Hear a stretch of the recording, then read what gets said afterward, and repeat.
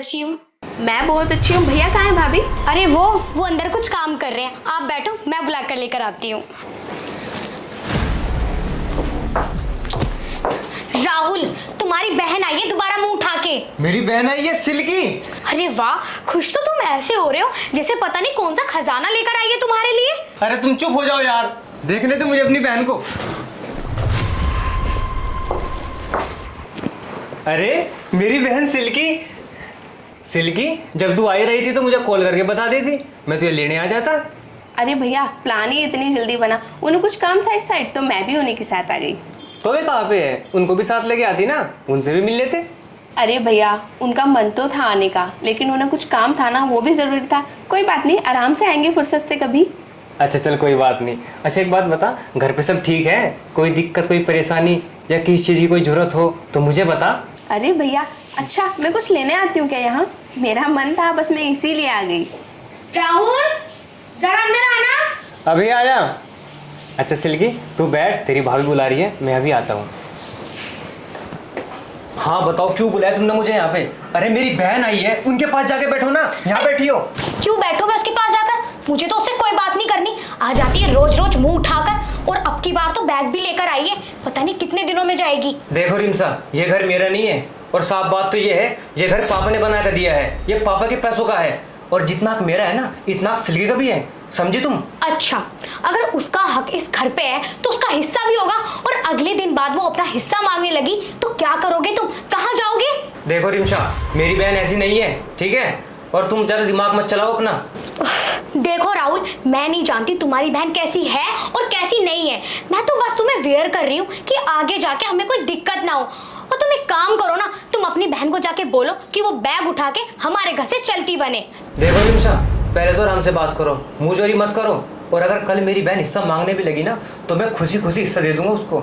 अच्छा, उसका घर है ना ये, उसका तो सब कुछ है, तो सब कुछ दे दो ना उसे। हमारा तो कुछ है ही नहीं, ना तो हमारी लाइफ है, ना हमारा पैसा है, ना हमारी खुशी है, हमारा तो कुछ भी नहीं है। तुम उसे जाके सब कुछ दे दो अभी के अभी। सोच क्या रहे हो? अरे चुप करो रिमशा, बहुत हो गया तुम्हारा, तुमसे बहस करनी बेकार है।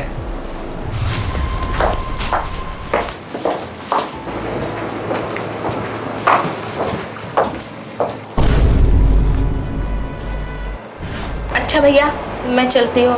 अरे अभी तो आई थी, अभी चल दी? अरे शाम तक तो रुको, खाना खा के जाना। नहीं भैया, पेट तो मेरा भर गया भाभी की बातों से। और भैया, आपने मुझे खुशखबरी दी थी ना कि भाभी प्रेग्नेंट हैं, तो मैं भाभी के लिए अपने हाथों से देसी घी के लड्डू बना के लाई थी ताकि भाभी हेल्थी रहें, और होने वाले बच्चे के लिए कुछ कपड़े सी के लाई थी अपने हाथों से। लेकिन भाभी को तो लगता है मैं हिस्सा मांगने आई थी। भाभी, ऐसा नहीं है, मैं कोई हिस्सा मांगने नहीं आई हूँ। अरे भगवान ने जब मुझे इतना अच्छा भाई दिया है, मुझे उसके सामने किसी ज़मीन, किसी जायदाद या पैसे की ज़रूरत नहीं है। उसके सामने मेरे लिए सब कुछ फीका है भाभी। मेरा भाई मेरे लिए इतना ज़रूरी है। और भाभी, आपको क्या लगता है, एक बेटी जब अपने मायके आती है तो ज़मीन जायदाद या पैसे के लिए आती है? भाभी, उसने अपने परिवार के साथ 20 से 25 साल गुजारे होते हैं।